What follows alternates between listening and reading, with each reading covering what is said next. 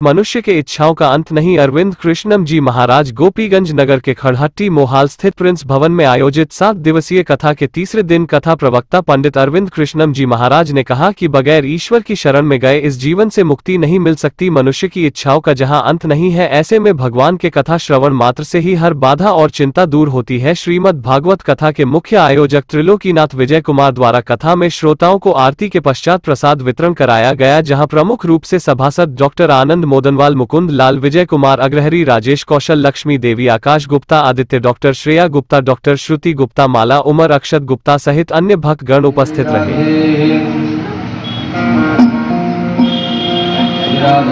राधे राधे वृंदावन बिहारी लाल की जय। राधे श्री राधे राधे। हरि ओम।